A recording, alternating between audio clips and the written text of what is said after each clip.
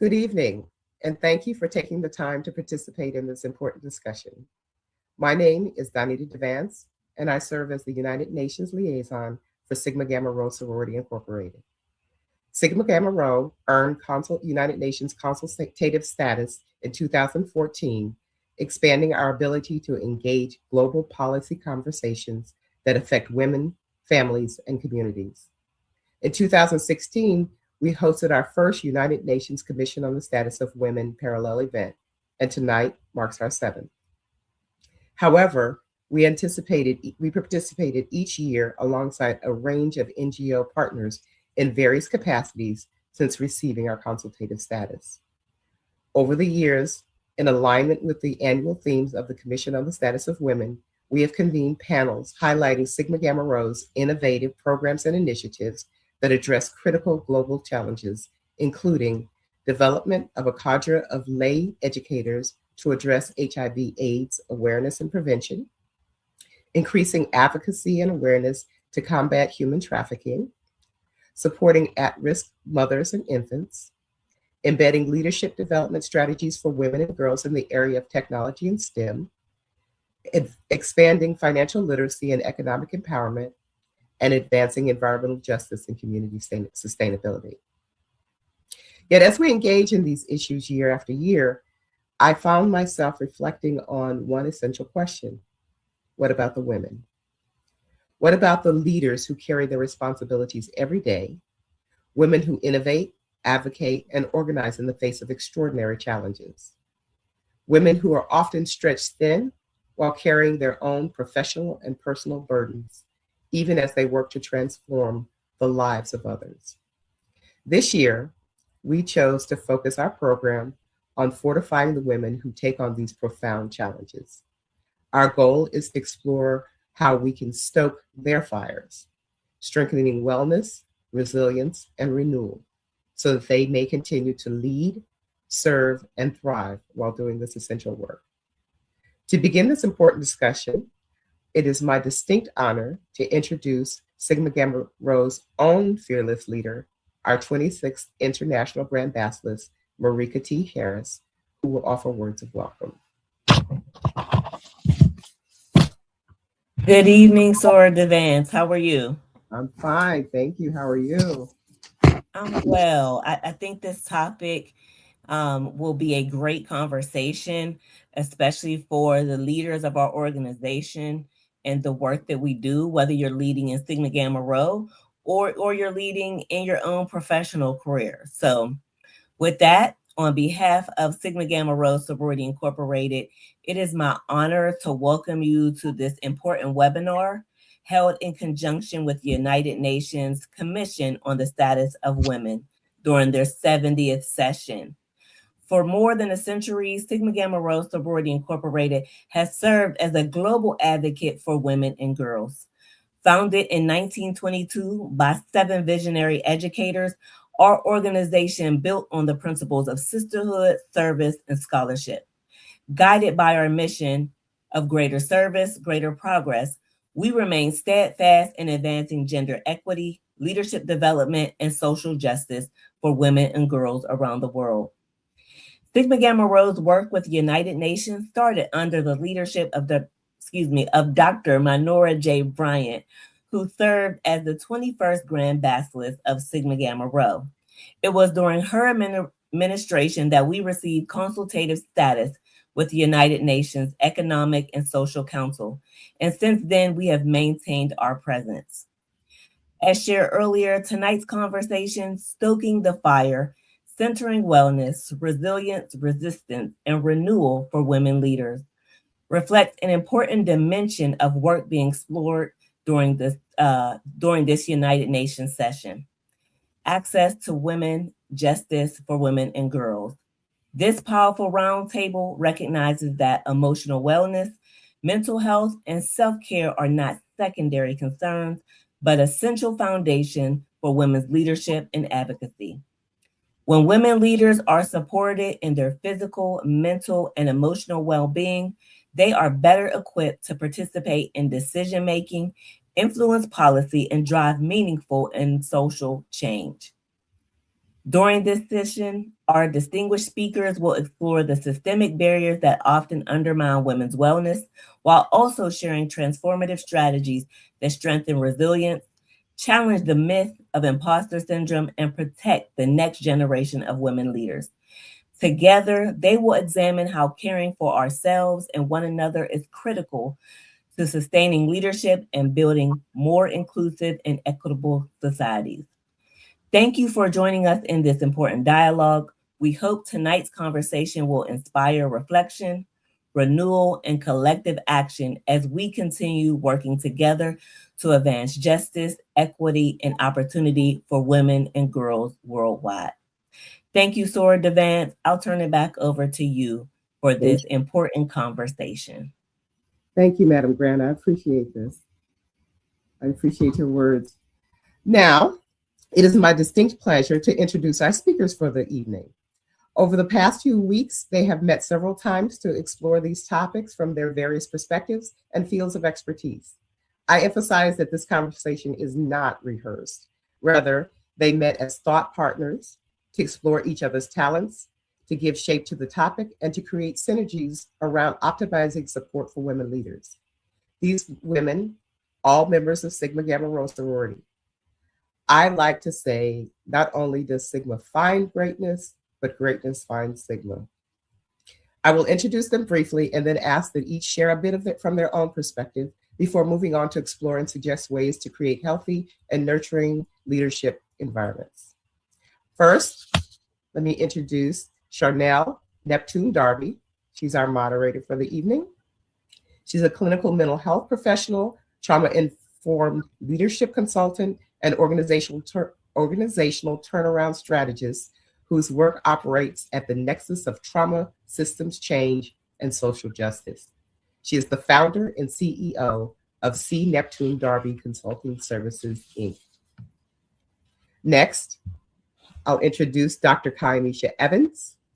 She is a doctor of public health. She is a specialist professor in the Marjorie K.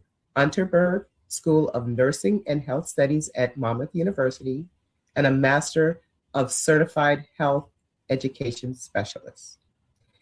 Next, I'll introduce Dr. Maisha Taylor, MD, PhD, FACEP, MSCP. She is a board-certified emergency physician and integrative longevity medicine specialist. She is the founder of Tailored Wellness, a precision medicine practice specializing in performance optimization, cardiometabolic risk reduction, and hormone health across the lifespan. She is the international chair of Project Cradle Care for Sigma Gamma Rho Sorority, Inc. And last but not least, I'd love to introduce Clarissa Taylor Jackson.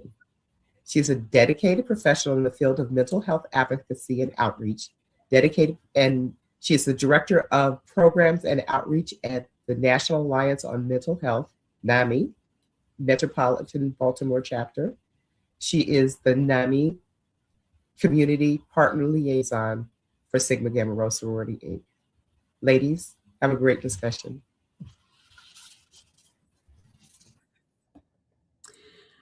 Well, good evening, everyone. Again, my name is Charnel Neptune Darby.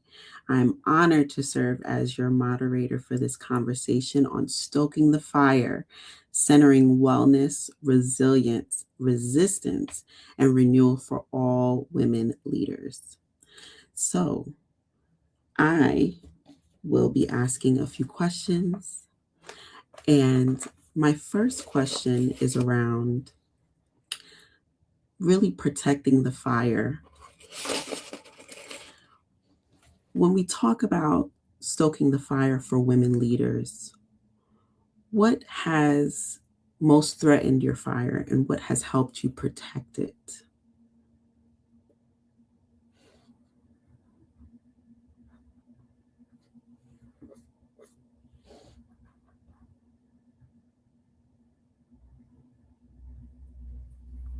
I can go first.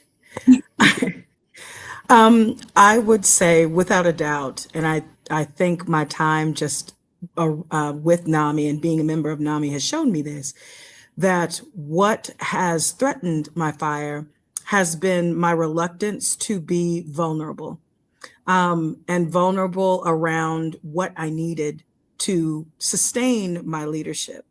The rest that I need, the space that I needed, the time that I needed. It all feels like the same thing, but to me, they're slightly different. That is what has threatened my fire, or has allowed me, or almost to burn out on the things that I have enjoyed in my life, especially things that I thrive in, and really taking charge and want to lead.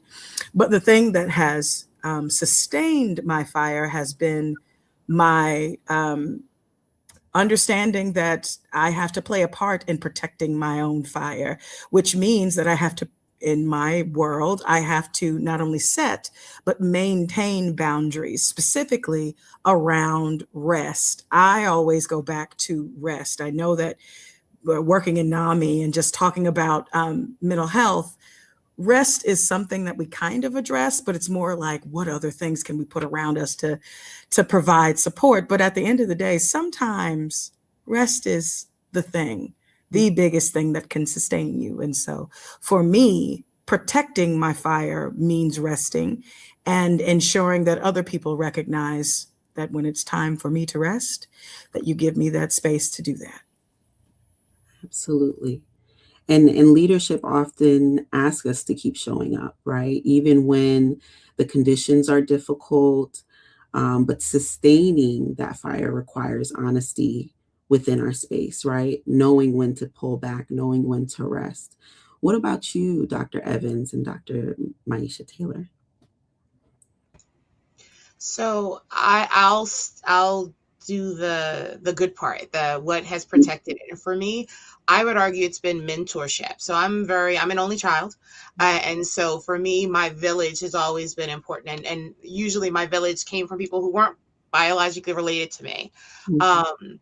And so people who have poured into me, men and women, but particularly women who look like me, who've poured into me and believed in me, particularly in those moments when maybe I didn't believe in myself. And sometimes even in terms of going to Sora Taylor Jackson's point of when needing rest, someone to kind of 2-finger tap me and say, hey, you're doing too much. Because, and I know we'll get into this conversation, but so often we feel we've never done enough. And so sometimes having someone as an outsider to stand back and say, no, you've done enough. You've done more than what you should have done. And I need you to stop now. And I need you to see that you need to stop now. Sometimes that's been helpful for me in helping to protect that fire.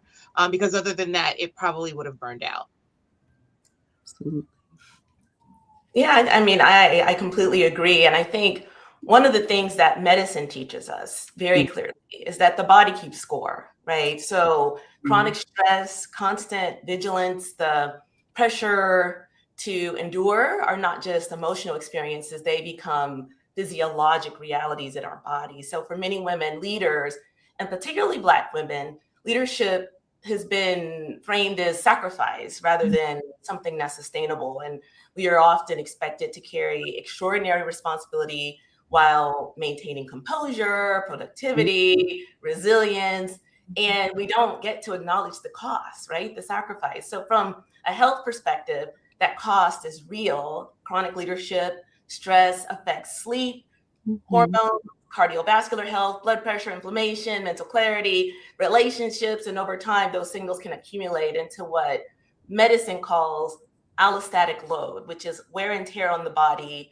that is created by prolonged exposure to stress. So my perspective in this conversation that I want to bring forward is that leadership and leadership done well cannot be treated as competing priorities between self-care and sustainability.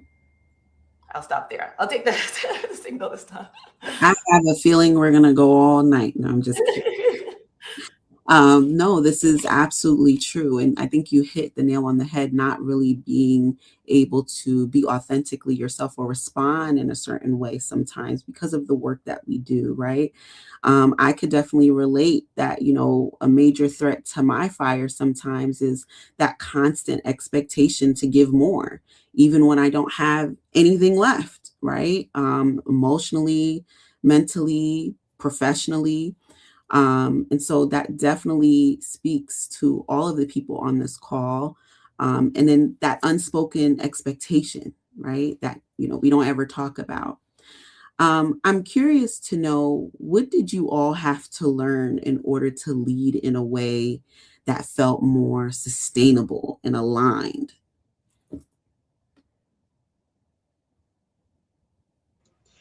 I'll take this one. I had to learn that no is a complete statement. In academia, we are often, we work in a collegial space, we teach young people, but it's very competitive. You're competing. If you're on tenure track, you're competing to get that tenure line. If you get tenure, you're competing for full. You're competing to teach certain classes if there's multiple faculty that teach that class. And so often you get put in a space where you're taking on more. And I've sat in sessions where, particularly when it's men and women, that something will be offered, and there may be men who just say, no, I'm not going to do that, and no one thinks anything else. And then women will be posed with the exact same question, and either we can't say no, or we have to say no with a qualifier.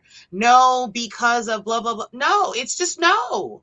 And that was something that I had to, as I watched people around me, and like, well, why does it feel like I'm drowning and everyone else seems to be swimming so well? And it's because, well, they said no and they meant it, versus yes when it really should be no, or no, but then feeling guilty that I said no when it's no. And that's okay. Yeah. Someone actually put in the comments, no is a word by itself. So I love that. Ladies, what are your thoughts? When you said, when you were finishing your statement, I was automatically drawn or led to think about, again, I go back to rest, and rest being important, and it's something that I've grown to embrace. But pressing pause meant that it seemed as if I would not only lose my momentum, but lose the confidence that I had built in all these things that I was doing. Shown myself to be extremely capable, but the minute that I paused, even if I paused for myself, that somehow or another, the trust I had built would somehow be lost, and I'd have to work to get it, to regain it. An absolutely ridiculous feeling, not without merit, depending on, depending on the work environment that you're in, which is a whole nother matter, but specifically to yourself, just thinking about you, that's the thing that that really struck me about what you said, because I used to think that taking a pause, i.e. rest, was a momentum ender for me, and that I would have to fight harder to not only get back to where I was, but then to keep propelling myself forward. That was a hard lesson I had to learn. Full disclosure, I broke out in hives as a result of it, but I learned a valuable lesson. Thank God it was hives and nothing else. Mm-hmm.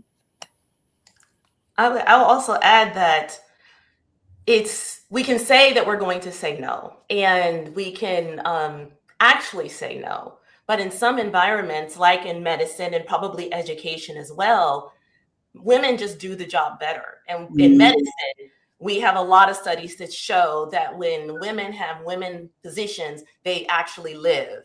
And men, they have no difference in outcome when it's a woman physician, whereas with a man physician, women die.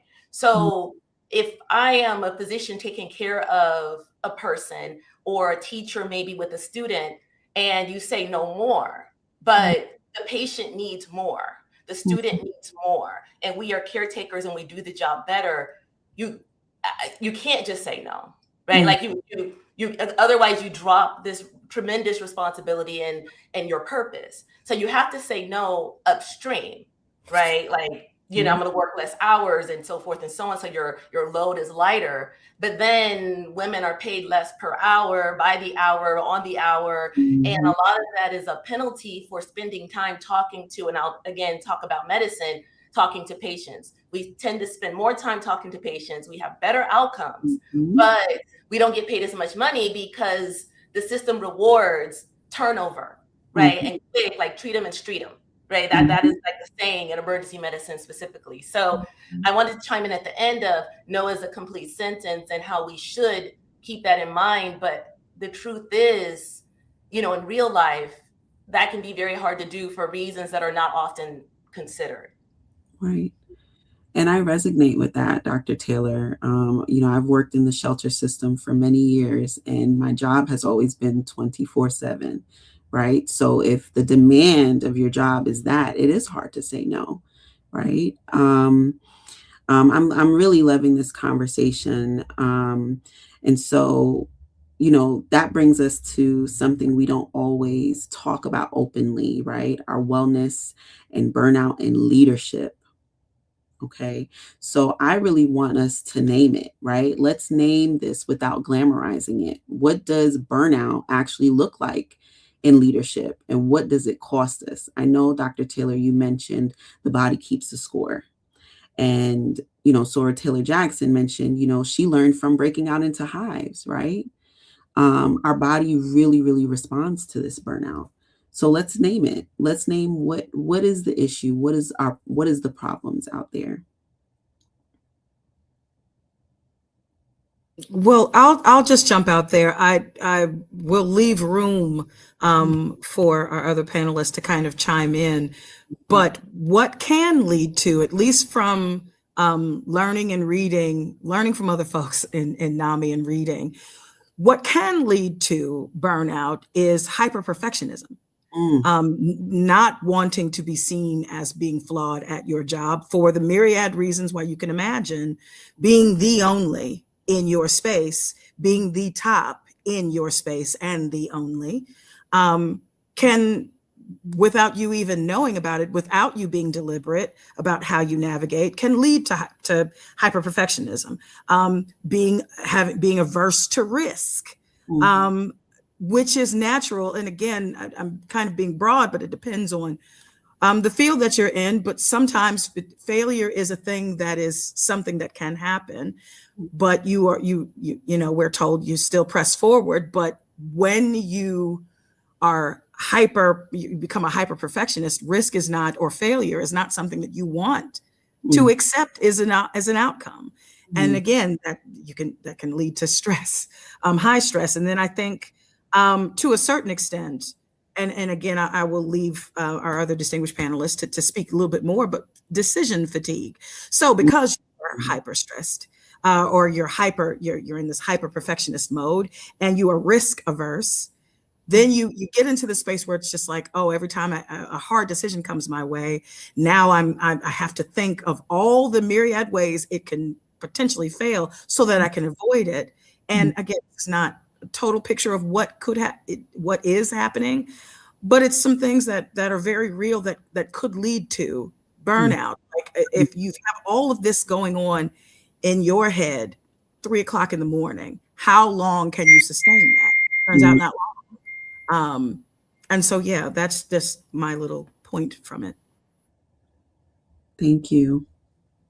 And then I can add too, a lot of this is internally focused, right? This conversation so far around burnout, but I challenge us to think of burnout, like in medicine, what we do is moral injury. So it's not that I'm burned out. It's not something that is deficient in me or some inability to cope or some inability to say no or any of that, all of that, right? But not necessarily any of that. The main thing in what I do is the expectation that you perform for people who are making money off of you, and this aligns with your mission, your oath, and why you're doing the work, right? So the purpose is misaligned. So with medicine, I use medicine and education a lot because I'm familiar with both of those spaces, blaming teachers when students don't do well, but they're coming to school hungry, for instance, right? Or blaming doctors for patient outcomes, but organic food is too expensive, and so forth and so on. And pharmaceutical companies creating guidelines that then they don't pay for the medicine, so the patient is, quote, non-compliant. All of these things come back on you as the professional trying to help, and the system doesn't sustain you, doesn't support you, doesn't recognize your efforts. So now you're disillusioned. So I would argue that burnout is not necessarily a problem with us. Burnout is moral injury, disillusionment with the system that's not protecting us and allowing us to have autonomy and lead. Absolutely. And you called it moral, what was that phrase that you used? Yeah. Moral injury. Moral injury. Wow. Dr. Evans, would you like to weigh in? I'm interested in having the conversation around systemic. So as in public health, like literally what we do, we're talking about what are the things that we can do to make the public healthier. And most often it's usually systemic in nature. And going back to Dr. Taylor's point, you know, when I'm talking in a community with folks that are food insecure and under-resourced, that's a systemic issue. It's not that the person doesn't want to buy, you know, that senior citizen doesn't want to buy fresh vegetables.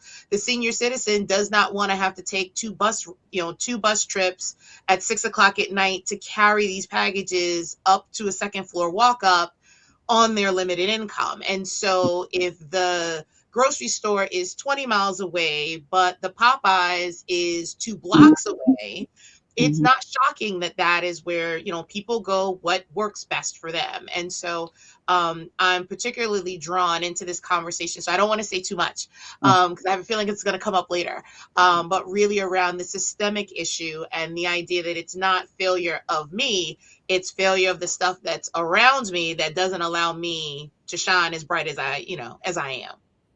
Right. So what I'm hearing from all of you is that systems are still built around productivity rather than sustainability, right? Okay. So at what point do you realize that pushing through was no longer a strength, but a warning?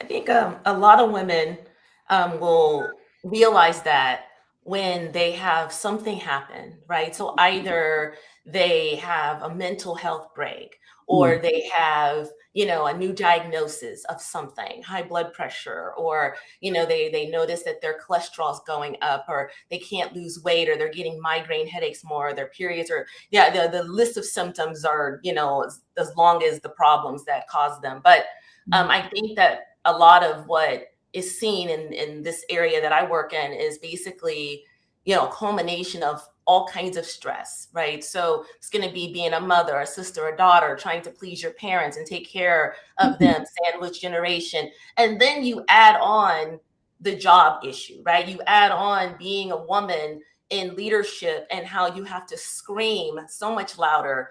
And the funny thing is, and I use this example sometimes, I have 3 dogs. And I will be, you know, bad dog, Hershey, bad, get over here, right? And my husband will be like, bad dog.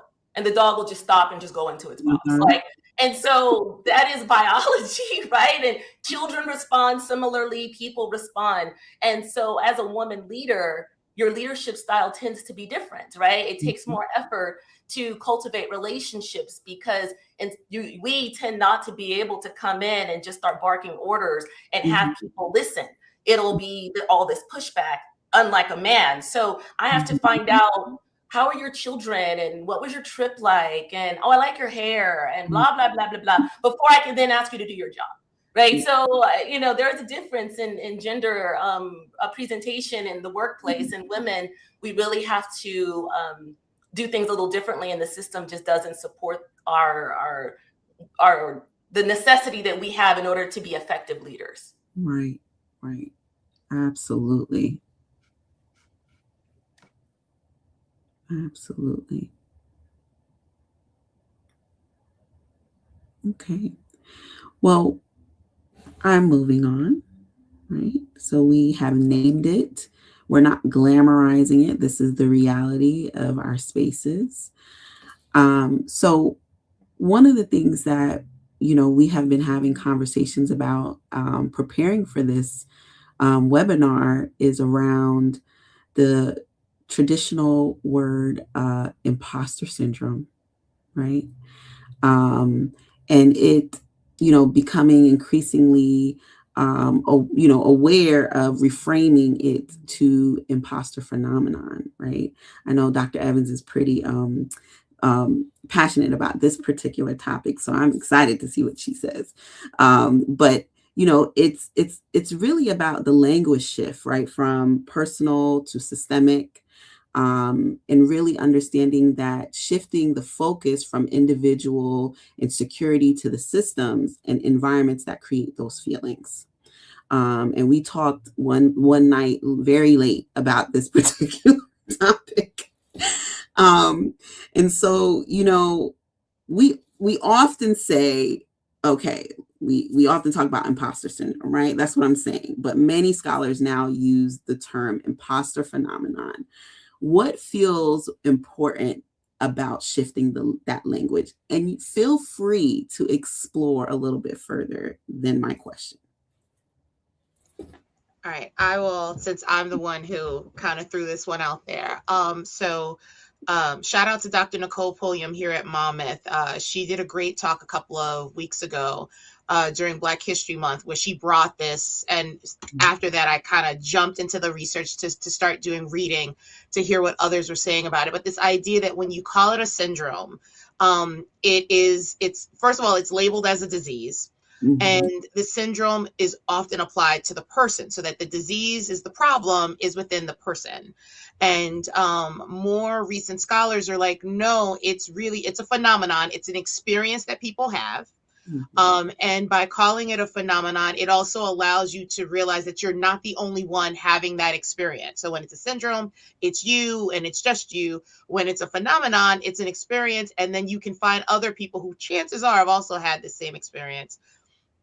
But it also allows us to now talk about the systems that are put into place that make us feel that way in the first place. And so this idea that you don't believe you're at the college, and I have lots of students who come in, and when we talk about the labor of women, the uncompensated labor of having students that are not my students, that are students of color who see a faculty member of color in a predominantly white space and say, hey, I want to talk to you. And then we realize that we often have had some of the same experiences. Mm-hmm. Some I had as an undergrad, some I've had even in my later years as a seasoned professional, and I'm hearing it reflected in the stories of these young men and women.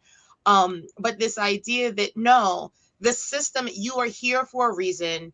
You were meant to be here. But so often, we're not called until the house is on fire. Okay. And so now the house is on fire. They hand you a cup of water and mm-hmm. you're expected to put the fire out. And so mm-hmm. that goes into, again, those stressors and the pressures that we've been talking about the past, 20, 30 minutes of, okay, I've been waiting for my call. I've been mm-hmm. waiting for you to allow me to step up. You didn't allow me to step up when the house was okay. Mm-hmm. Now there's a 3-alarm fire. You're going to hand me a cup of water and now say, hey, I'm going to give you the chance to put the fire out. That's mm-hmm. a lot of pressure for anybody. And so, so often we're not given the opportunity to lead until. So instead of being proactive with our leadership, it's almost reactive with the leadership. There's been something negative said in the press. There's something bad that's going around. And so we think we're going to fix it by now putting this person into play, probably under-resourced, probably not given realistic, expectations and objectives and guideposts. And then, good luck with that. And then we kind of leave people to fend. And so I'm not shocked that people are stressed when that happens. That's almost what the body is supposed to do, when that stressor happens. The bigger issue is that stressor shouldn't happen. Mm-hmm. That's right. Well, you said a cup of water. I say a cap of water. They only giving you a little cap, a bottle cap, right? Cup of water, bottle cap. I love this analogy because here's the other piece. Here's another piece to add to what you're saying. So let's just say you do the impossible and you've had to morph yourself into this person that does the impossible, right? And then there could be nitpicking about, well, you weren't very nice when you were putting out that fire with that cup of water or that cap. the bottle cap, or you could have given us a little bit more time, or perhaps fill in the blank. So now you were you were told to do the impossible and given very little resources. Then you did it, and now you're second guessing yourself because you didn't perform that impossible task in a way that was super pleasing to other folks. And so now you're second guessing yourself because other folks, men, when they put out that fire with that bucket, they had to do what they had to do. And if a few feelings got hurt in the process, you'll live. But if we come in and we do the same thing, that's not what we're met with. That's not at all what we're met with sometimes. 100%. 100%. Dr. Taylor? I was just nodding in agreement, because I think, sometimes like you're in church and somebody's saying something and you're just like, oh, that was me today kind of thing, but it's exactly the same, not only are you not recognized or, for what you did, if you saved the day, you're reprimanded. Right. So add insult to injury, right? You're reprimanded. So now you have the moral injury. And then now you're left second guessing, like, well, maybe I could have handled that differently. So now you have imposter syndrome. So it's like, all of the stuff that we are putting on the individual when it's a systemic issue. And I tell people a lot too, especially I mentor a lot of young people, and we talk about, negotiate like a man and, hold yourself like a man, take up space like a man and whatnot. Right. And, I have a son too. And I say, how about we do it a little bit better? How about you do it like a woman? How about, sometimes they'll say, don't apologize before you speak. Just say what you're saying. I understand that. I've heard it before. But how about they sometimes apologize for interrupting? I'm sorry to interrupt you, but how about you lead with that because it's polite and we're supposed to be a collaborative team, right? Like, how about you recognize that other people can speak and not take up a whole lot of space when you're not in charge of this operation right now? So, yes, I will co-sign all of what was said. Awesome. I'll add a real life example. So a few years ago, it was the first day of the semester, and I had a student approach me at the end of class, and they let me know that they wanted to give me a heads up that they were going to be late to some of my classes because they had a class before me with a faculty member who sometimes he ran on.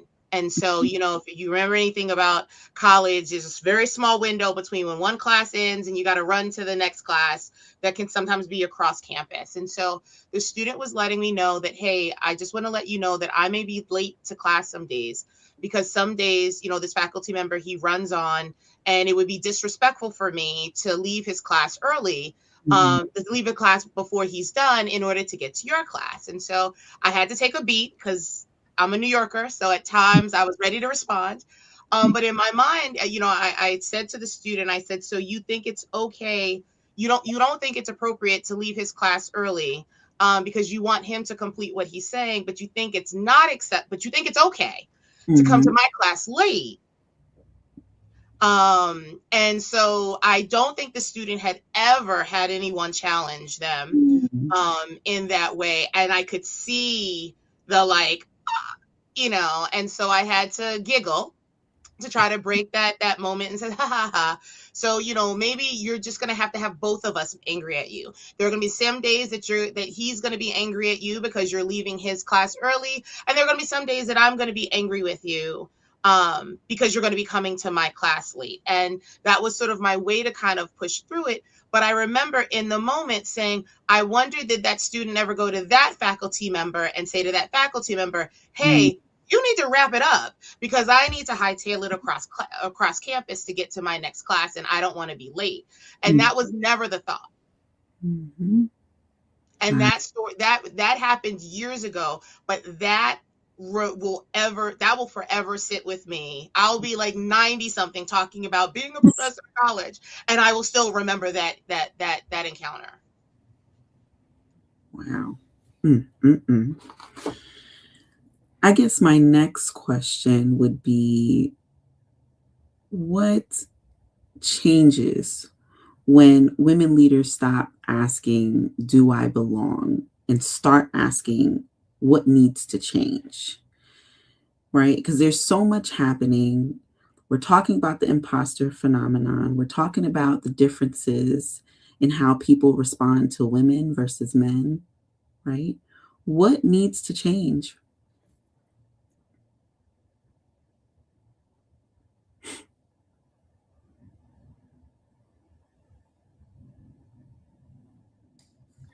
That's a really big question. But I think it's necessary. I think one of the things that you could say that needs to change is we need to stop participating, which is easier said than done. I know what I'm about to say is easier said than done, but we need to stop participating in the system that is holding us to these impossible standards. And how one of the ways that we stop participating is recognizing the humanity in our own, in the, let me just back up. The way that we stop participating is to recognize our own humanness and our own piece in the fact that, yes, sometimes we don't make the right decision, but we can still pick ourselves up and move forward because we're still confident that we can find the solution. And again, I always want to take it back to resting. One of the ways that we take a step back and stop participating is recognizing, well, what is missing? What is the thing that's contributing to burnout, to me feeling like I don't belong here? And it's the supports that might be missing. It could be some of the supports that you might be missing. Again, I always go back to rest. We don't rest enough. Vacation is a vacation. Micro rest is sitting at your desk for 30 minutes, not taking a call, not answering an email, not looking at a text message, not looking at Twitter, not looking at any social media, but just resting and being with yourself.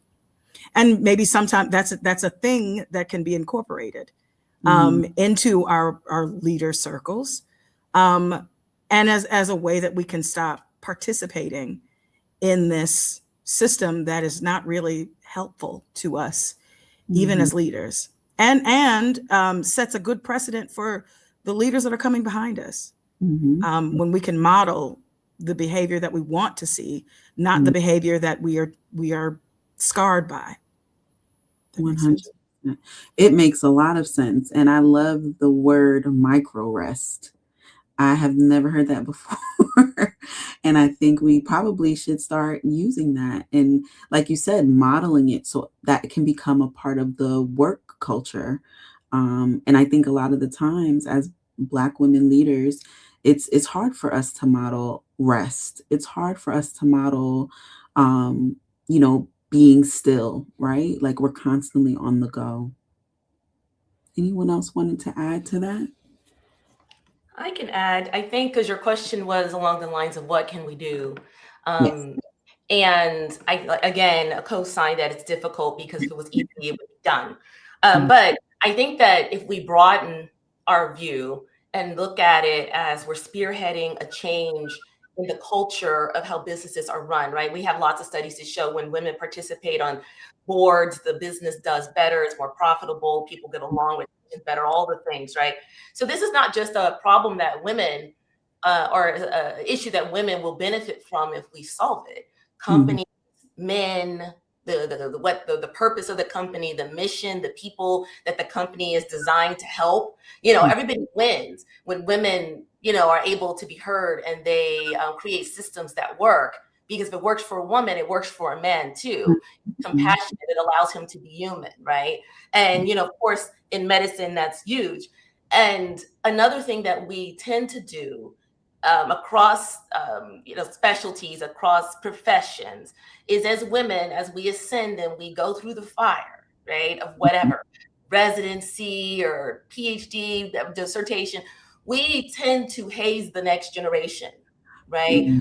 We tend to sometimes as women get the most pushback sometimes from other women that, it's almost like you need to start at home, right? Like we should understand. So, in the field that I'm in, a lot of women made tremendous sacrifice, right? And sometimes the sacrifice included not being at family events, so sacrificing relationships, maybe never getting married when they wanted to partner, right? Maybe not even having kids, because we take for granted that, having kids is just this natural biologic event. But for so many women, especially professional women, and you start to get in your late 20s, that is not the way that babies happen for a lot of women. So they find when they're in their late 30s and 40s and 50s, at the prime of their career, they are looking at the younger generation like, if you don't do what I did, then you don't get what I got. And that just perpetuates the trauma. We may have to block out till 12 a.m. tonight, because I completely 100% agree with you. And I was just having this conversation with some other program leaders at my current job.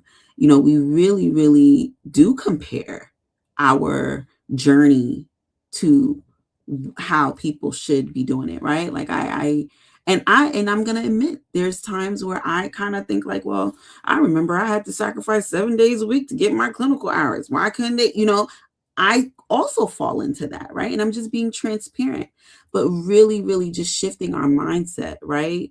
Understanding that the shift moves the focus from self-doubt to systemic self-reflection, right? I just self-reflected to y'all. So, it can't get any realer than that. Okay. Thank you so much. This is awesome. So we talked about the shift from imposter syndrome to imposter phenomenon. We talked about, understanding what needs to change.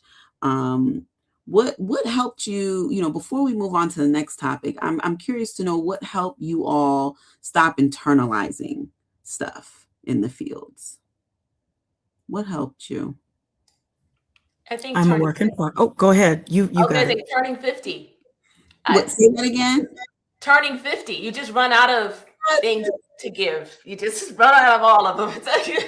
So when you get to a point in your life where you realize you're closer to dying than you are from birth, it's a lot of things that used to bother you. You just know that you'll survive it. So you just stop caring. I was just going to add that I'm in the middle of that. I'm in the middle of that space. I'm being transparent.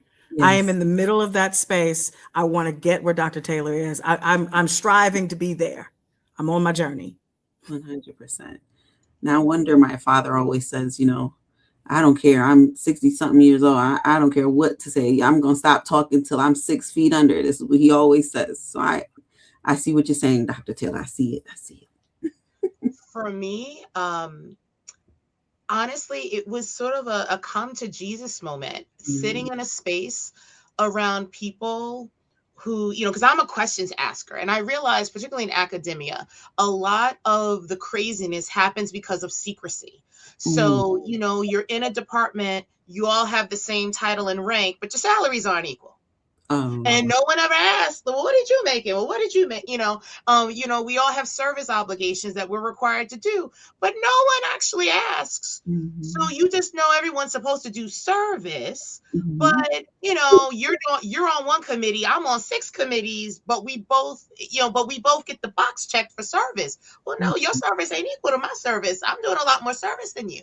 And so and maybe it is 50. About a year or two ago, I started to just ask questions, and I'm a Capricorn. I started to sit back and kind of look at the people around me, and I realized that I'm sitting in a space where I'm just like, I'm not the imposter. You're the imposter. And once I was able to have that moment of reflection, that I realized that people were doing less than me, people were mediocre, as my daughter would say, people were mid, and and they're still achieving. I was like, oh, okay, then I'm going to do what I want, what I like to do, what feeds me joy, what is my spirit, and I'm going to. And I realized in this space, you're still gonna be okay with that because everybody else is doing it. But it was almost like, if she's willing to take on these extra responsibilities and she doesn't know no one else is doing it, then everyone stay mum. And so for me, it was to reach a point where I started to ask questions, and I started to realize that, oh no, it's not me, it's you. Mm-hmm. And once that happened, it's totally changed it's changed my vibe, it's changed my feeling, it's changed my energy. And so probably that maybe added with a little bit of Dr. Taylor's turning 50, that together, it's working out to be a really good cocktail. And then let me add, since I'm on a roll. So ladies, and I don't know who's watching the live stream, but again, I'm 50. So there you go. Mm-hmm. It's Surgeon General that they're trying to confirm, right? Like, so I'm a physician and I did residency and I have an active medical license in 8 states and 2 countries and all this stuff, right? And then you have this administration that's, well, we're going to take away DEI because you have to it's a meritocracy and you have to earn it and you have to have the credentials, right? But this woman has not practiced medicine, doesn't have a license, has no public health background, dropped out of residency. I didn't drop out of residency. I finished residency and it was hard. And I had a baby when I did it. But he gets to be Surgeon General in an administration that's based on merit. This is what I'm talking about, right? But go ahead. You heard it live from 8 states and 2 countries. Okay. 2 countries. Clock that. Okay. Now, Sora Taylor Jackson, you feel it. I think you feel in the spirit. Do you want to jump on this before I move on? Doctor, I'm just amen, and I'm in the amen corner. I don't want to step on that. Okay. We have nothing to say. What was it again? 8 states, 2 countries. Okay. So we are now moving on to the topic around crisis, leadership, race, and the cost of saving the day, right? So building on that idea of systemic dynamics, we also see patterns in who gets called to lead, especially during moments of crisis. And often women, and particularly Black women, are asked to step in to stabilize systems and carry enormous responsibility. Remember what we said earlier, a bottle cap of water, right?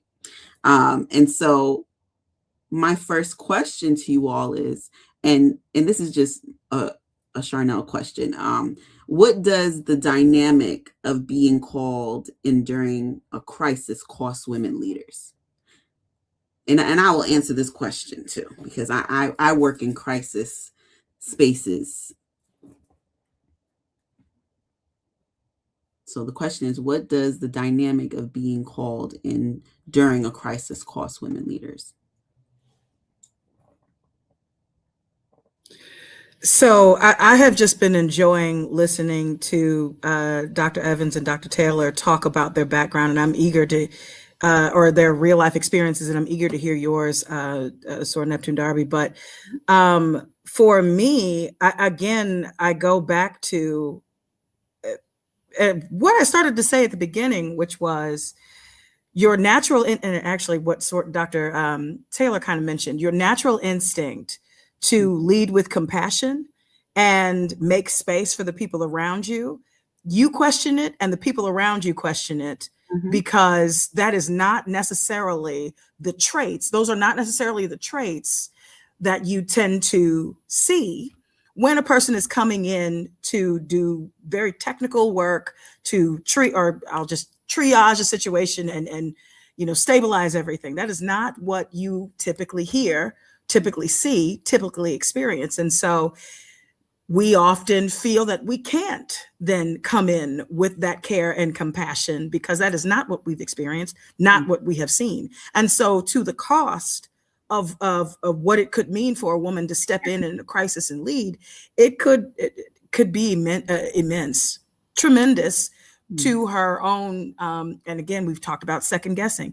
It could be a tremendous cost to her own wellness and well-being simply because of the mental gymnastics that she has to play to fight against her natural instinct to provide support to the immediate staff who are helping her to deal with this crisis, I would say. Okay, so here's my response to this. because I have worked in New York City shelter systems for a little over a decade, right? I'm currently in a senior director position. I oversee multiple domestic violence New York City programs. And because we are 24/7, 7 days a week, I feel that when you are doing that for so long, right, you oftentimes become desensitized to your needs, right? You feel that you have to show up, right? Because someone's relying on you, right?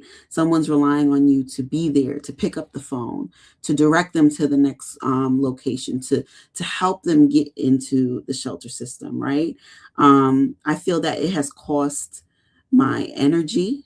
It has cost my emotional capacity at times.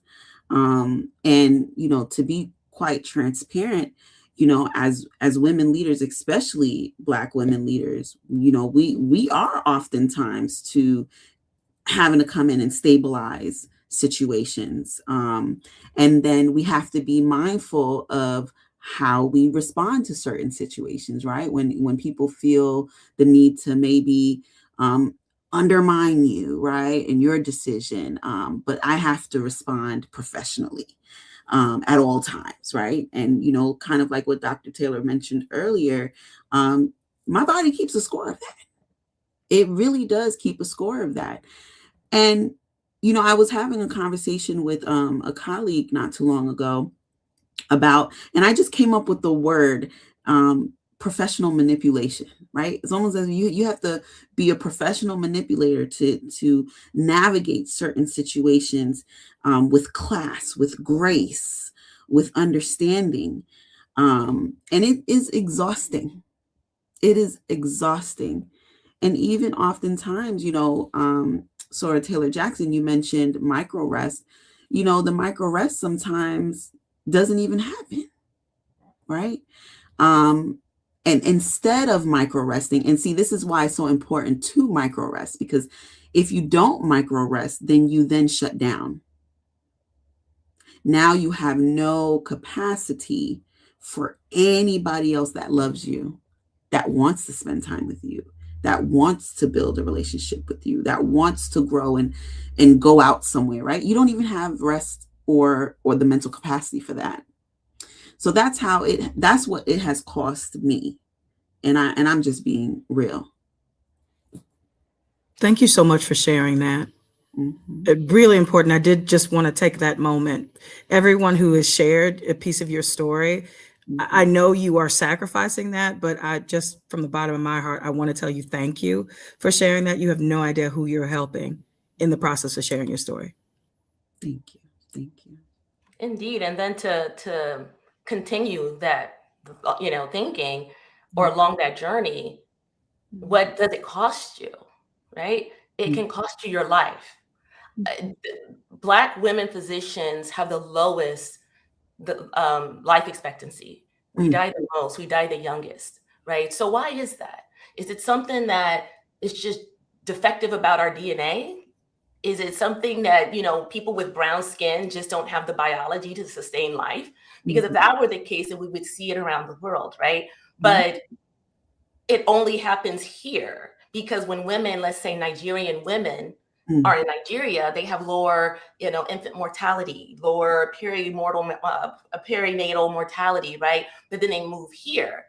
And the first generation, now they start to align with Black American women's numbers, right? So same could be said about a lot of Latinas in countries where they are supported and the culture supports them versus moving here, right? So, what can it cost you? It can cost you everything. It can cost you your relationships with your kids, with your spouse.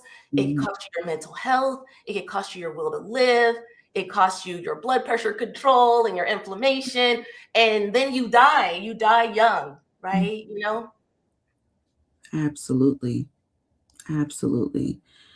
Oh, wow. This is deep. This is deep. So I think the next appropriate question really is just how do we interrupt this pattern? Because, I shared, what I do and how, you know, it has impacted me, and all of you have done the same.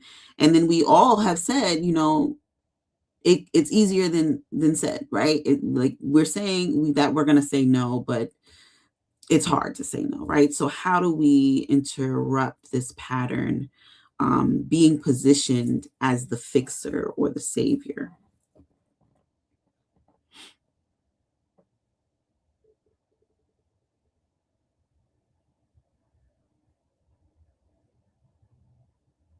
I don't know, Dr. Evans, what do you think? This is when I feel like I'm still a work in progress. Yeah, it's hard. You know, it's in some spaces, I've become okay with being labeled some of those things that, you know, that if I have to be too difficult, then I'm just going to be too difficult. And you'll either, as someone else said, you'll either grow to learn to tolerate it and work with it, or you'll find something, you know, you'll find something else. Because I think part of it is you talk about what does it cost us individually, but I also look at what does it cost in terms of the system. And so, you know, you gave this woman the cap of water. She has these extraordinary things. She does the impossible. And then, you know, you made her feel bad because, you know, she got you wet while she was putting out this 5-alarm fire, and you're mad that you got wet.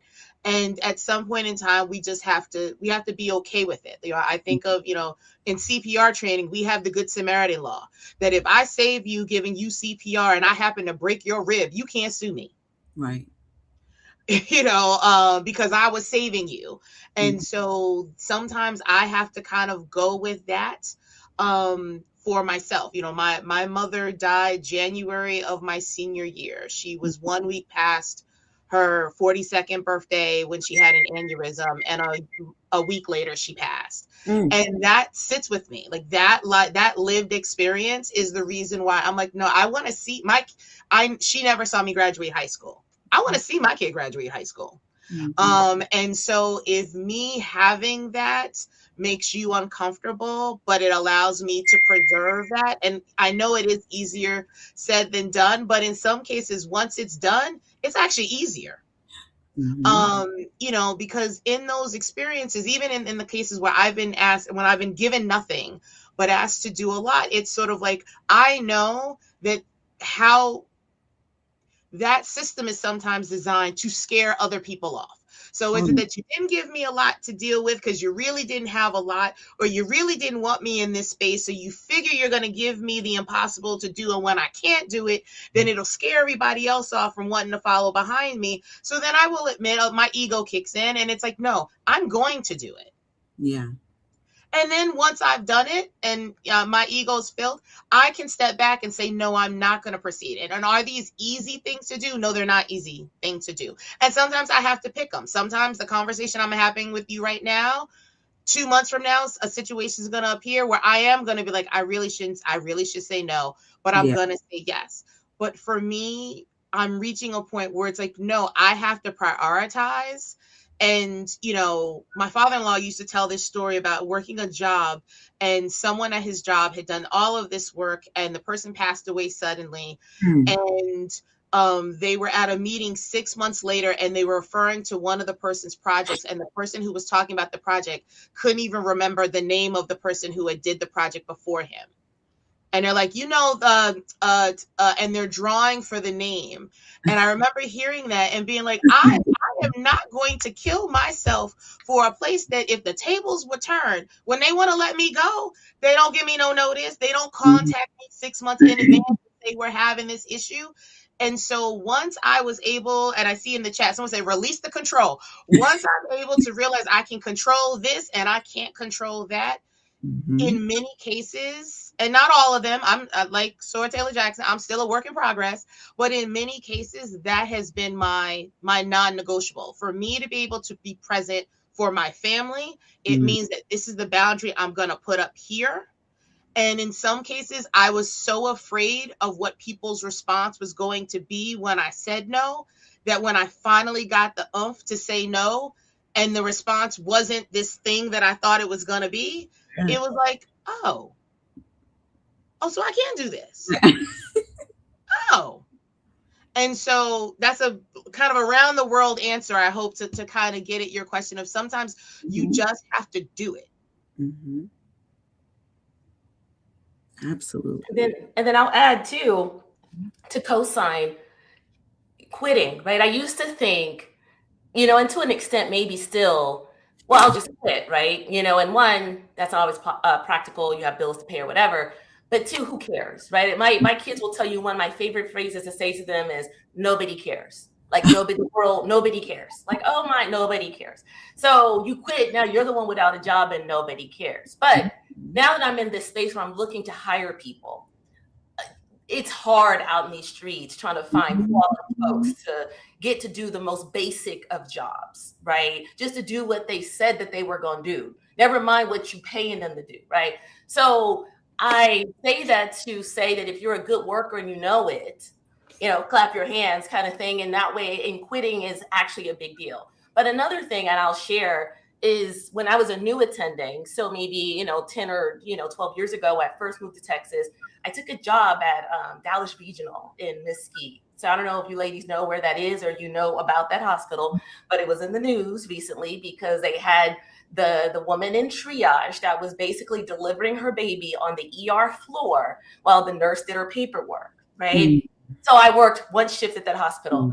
I'm an ER doctor. I went in there. It was a complete circus, a zoo, zero support, one nurse for 30 patients. I literally figuratively saw my medical license just exploding over, off in the distance, right? Because if anything goes wrong, you're holding the hot potato. And I contemplated for the first time in my career just walking out of the ER. So the only reason why I didn't do that is because we have a responsibility to patients to not abandon them. But I was on the schedule all month, right? Like, this was my first shift. Ladies, I tell you, I never went back. I left that. I got my stuff. I never went back. I'm like, they can have this job. My husband got 3 jobs. I didn't care. I didn't care. And so I say that to say sometimes you just have to quit. And even though the line in our mind is nobody is going to miss me, nobody cares, I can tell you it's hard out in these streets finding people who can actually do a job. So if they don't care now, they will. Yes. I think the piece that I want to add is that what I said before was we need to kind of opt out of the system the best way that we can. And if we are in places of leadership and we're talking to women leaders, someone mentioned, I can't remember who, I think it might have been Dr. Taylor, that mentorship was important.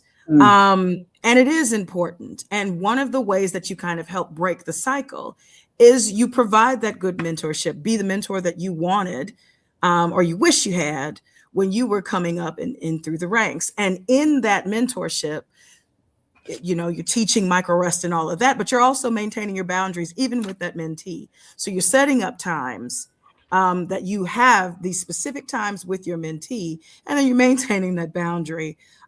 Even when there are moments where they really need to talk to you right now, you're still maintaining those boundaries because that's in a small way that's helping to shift the culture ever so slightly. And there are more examples in different fields of study, but I latched onto the mentorship piece because mentorship has helped me, and now I'm in a position to turn around and mentor, and that is absolutely one of the things that I'm doing now, establishing my boundary with the mentee, but then also as a way of teaching, as a way of mentoring. It is so very important that I value my time and your time. And so we're going to do this thing together. And so, just establishing those boundaries, even in mentorship, can make all the difference, especially as you are helping to, quote unquote, raise and train the next women leaders behind you. And I was the one who mentioned about mentorship, and it goes back actually to Dr. Taylor's point around the hazing.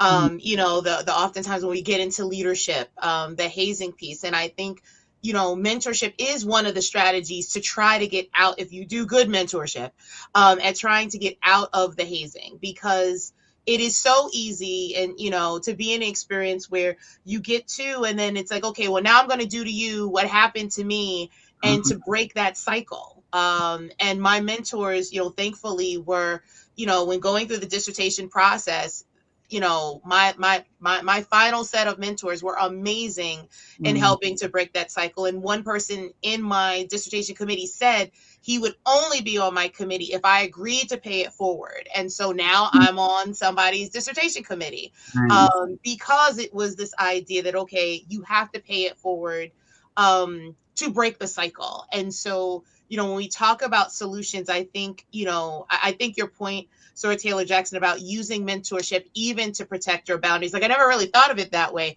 but you're absolutely right.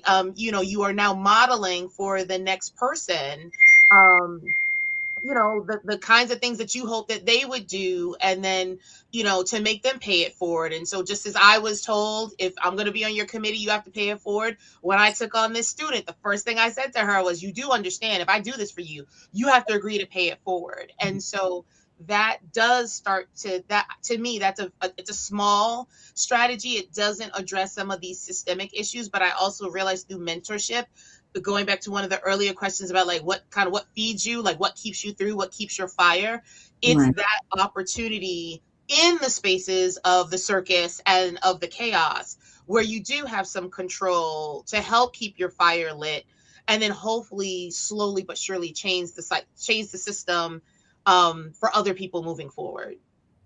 Excellent. This just has been a wonderful conversation, and I truly believe if I am able to ask all these questions, we would be on here till tomorrow. And so I want to be honest with you all. We are almost there to the closing, but I think we have one more question, right?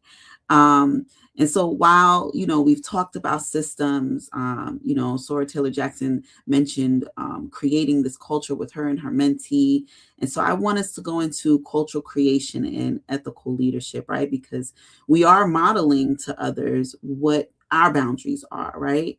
And so what does it look like to lead with accountability and care?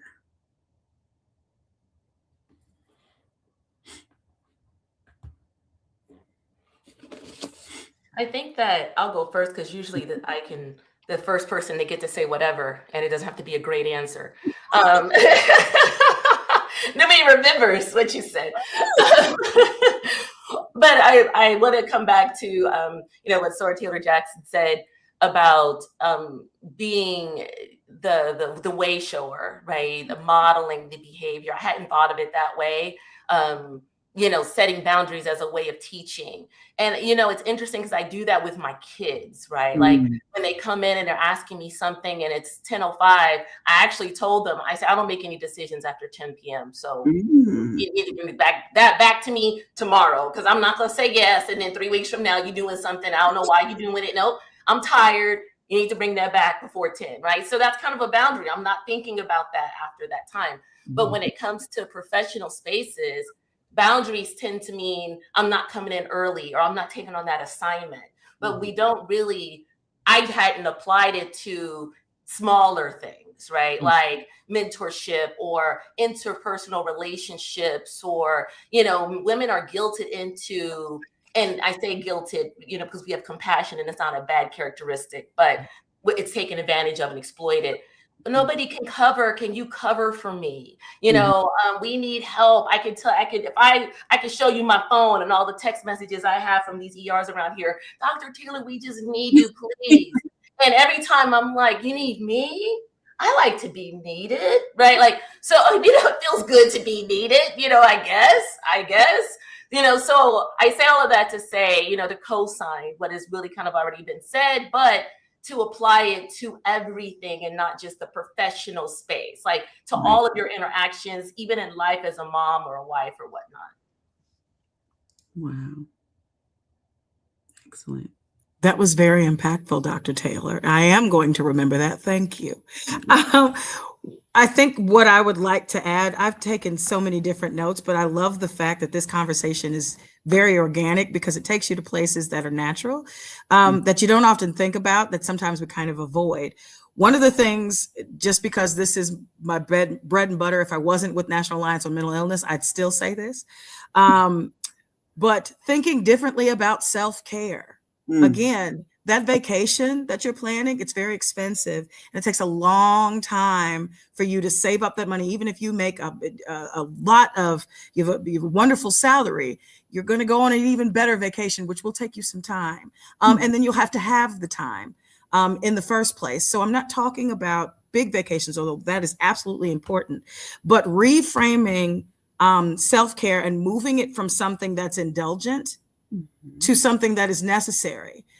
15 minutes, 5 minutes to yourself at your desk in the quiet space is not indulgent, it's necessary. That's micro rest. 30 minutes, an hour if you can swing it. That's not indulgent, that is necessary. And making that, changing that thinking in our workplaces and in our everyday life, as Dr. Taylor has mentioned, can ultimately make the world a difference and help us to remember that the body does keep score. And so we don't break out into hives at midnight on Christmas Eve. Just me? Okay. Anyway, but yeah, that's what I wanted to add. Wonderful. Wonderful. And I like both of those two responses, so I'm not adding anything on to that. Perfect. Well, it has been such an honor to be a part of this conversation. This conversation reminds us that sustaining leadership isn't just about resilience. It's about changing the conditions that require so much in the first place, right? And leadership is evolving, and many women are actively redefining what that means to lead, both impact and in humanity. Thank you so much. So back to Sora Devance. Ladies, I just want to say thank you. I keep telling you all this time that you are my dream team. You absolutely did what I envisioned tonight. I have been monitoring the comments, and the commenters, please know that I've taken note of everything you've said. I've screenshotted everything because I want these ladies to know how you felt about how important this topic was and how impactful it is, especially during these times that we're living in right now.